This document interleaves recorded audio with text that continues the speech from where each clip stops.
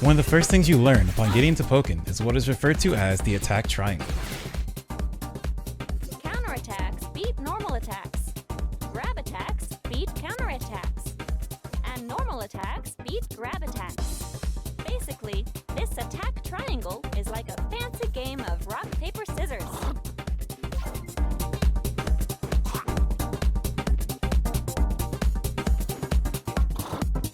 Trainers who master this attack triangle will take control of the battle. Probably. It is a more simple way of presenting normal fighting game mix-ups and exchanges to newer fighting game players, but also hides the amount of depth contained in each part of the triangle. In this video, we are going to focus on counterattacks from the perspective of the attacker, and cover universal options everyone has against them, the ways to answer each character's specific counters, and general tips that newcomers to Pokken should know in regards to counters and how to deal with them. For the purpose of this video, we won't go into any command counters that characters may have, and we'll focus instead on universal X+A input counterattacks. With all that said, let's get started.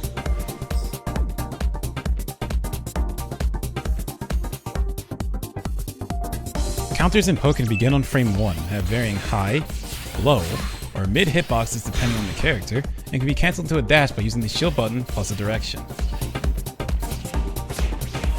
A common reaction to seeing the start up to a counterattack is to try to block it. However, blocking a fully charged counter gives your opponent advantage on the next option, and a mix-up opportunity. This happens as most counterattacks are plus on block, except for Suicune and Machamp's counters, which are both -8 on block. It is important to understand that although counterattacks normally beat attacks, certain characters have moves that will pierce counter armor. For instance, Blaziken has 2 moves that pierce, and all of Chandler's Pokemon moves, or special moves, will pierce. Also, fully charged counterattacks will pierce counter armor. Gardevoir is the only character with an aerial counter that is activated with the traditional X+A input. However, it is very punishable in block, though it is safe when she is in burst.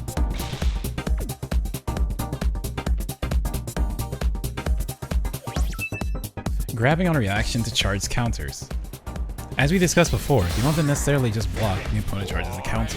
One of the best options is to grab them on the reaction to the beginning of the charge. This will score a critical hit, meaning more damage and synergy gain, and cause a phase transition. Whiff punishing counters. Remember, you can use the mobility of your character to your advantage and weave out of your opponent's range to bait out their counterattack and score a punish.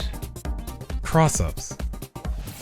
A simple but often underused strategy is to cross up the opponent's counterattack by simply jumping over them. To do this, you mostly need to recognize the situation when it's presented, and react with enough time for your jump to get over your opponent before they release their counter or dash out of it. This strategy is more difficult to use versus Chandelure, Mewtwo, Gardevoir, Machamp, and especially Charizard, as these Pokemon's counterattacks hit on both sides of them, so trying to jump over them and get past that will give you a chance to still be hit, and Charizard's covers the entire space above him. Vulnerable frames of counterattacks. Something that is very important, and often used at high levels of play, is being able to release your opponent's counter with an attack. Counters traditionally do beat attacks, however, there's a window right as a counterattack is released where the counter armor fades, and if an attack hits at this moment, it will beat out the counter. It is useful to use moves with long-lasting, forward-moving hitboxes to also cover CADCs or counterattack dash cancels. In order to fully take advantage of punishing the vulnerable frames on counters, you have to practice the correct reactions and know the right timing to attack each. As a final note, it is important to know the distance and hitboxes of each counter to better know how you can punish them in neutral. As your knowledge of Pokken and your own character grow, you'll find new and different ways to beat out counterattacks.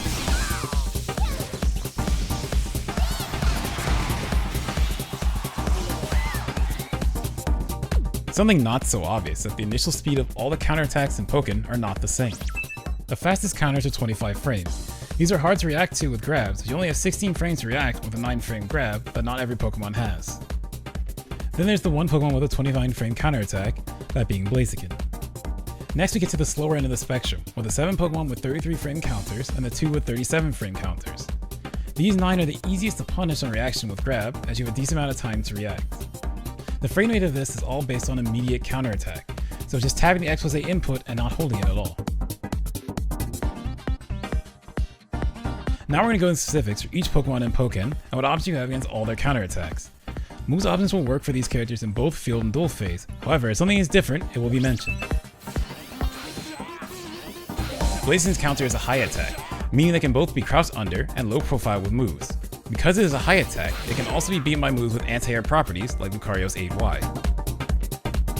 However, when Blaziken is in burst, his counter becomes a mid, so you can no longer crouch under it or anti-air it.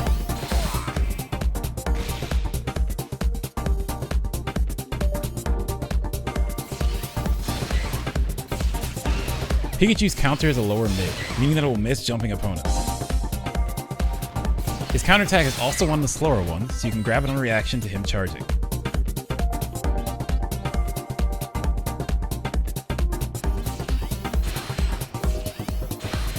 Lucario's counter is a long-reaching mid attack. The best options you have against it are jumping, and moves that put you airborne to avoid it.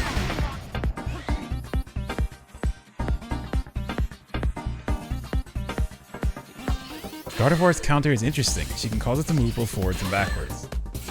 One of the best ways to get a punish against her counter is to walk backwards out of his range and punish the whip.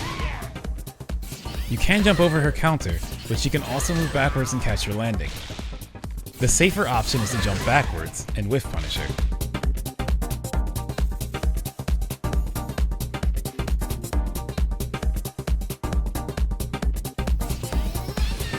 Pikachu Libre's counter is a forward-moving, mid-hitbox that can be jumped over. You can also grab Libre's counter as he moves towards you, but the timing is pretty strict. When in field phase, her counter is poor tracking, so you can easily avoid it by moving to the side. Sceptile's counter is the only one that doesn't seem to have a clear, specific weakness. The best thing you can do, besides grabbing him for charging it next to you, is to try your best to space around and avoid the release of his counter attack. Gengar's counter is a mid-hitbox that covers a small range next to him, so you can avoid it by moving backwards. You can also avoid it by jumping backwards and get a whiff punish.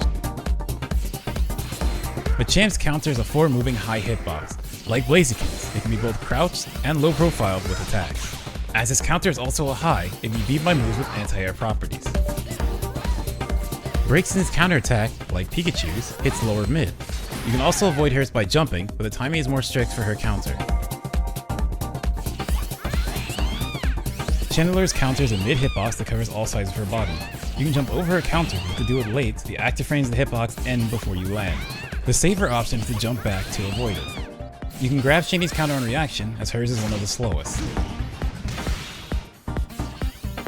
Suicune's counter is a forward-moving mid-hitbox that has an additional ender by pressing Y. Like Libre, you can grab Suicune out of his counter while he moves towards you, though the timing for his is more lenient. You can low-profile the Y ender of his counter attack. You can also anti-air it, though this is not always reliable as you need a move with longer, or faster, air invulnerability.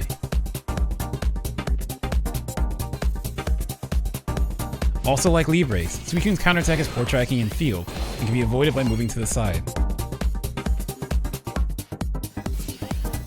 Weavile's counter is a mid-projectile that creates in essence a wall in front of him. As his counter is one of the slowest, you can grab it on reaction. You can beat the release of his counter with projectile invulnerable moves like Blaziken's Sky Uppercut.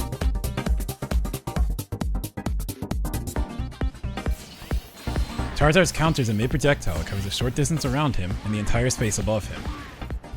You can walk back to avoid his counter and then whiff punish him for missing.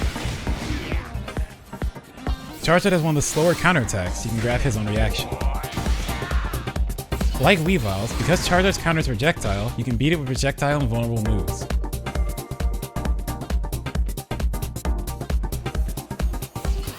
Garchomp's counterattack is a mid-hitbox that you can jump over to avoid. Be careful, as Garchomp can not only cancel his counter charge with a dash, but he can also cancel it into his run stance. Keep this in mind, because if you try and jump with the same timings, they can cancel the charge into run stance and try and bait and punish you. Mewtwo's counter is currently the only low counterattack and can be easily avoided with jumps. Including if Mewtwo tries to Meteor Wake Up with his counterattack. You can also avoid and punish it with any move that puts you into a high or airborne state. Shadow Mewtwo's counterattack is a forward-moving aerial hitbox. As it is considered an aerial, you can beat out with any move that has anti-air properties as he moves towards you. This includes in field phase if your character has a move in field phase that can anti-air. There's all the ways you can deal with every counterattack in the game. If you're having trouble getting some of the character-specific strategies down, keep working on the more universal ones and work your way up. The more you push yourself to practice and implement these strategies, the easier they will come to you. But like Nia always says, just remember, the most important thing is to enjoy the battle. This has been McDareth. Thanks for watching.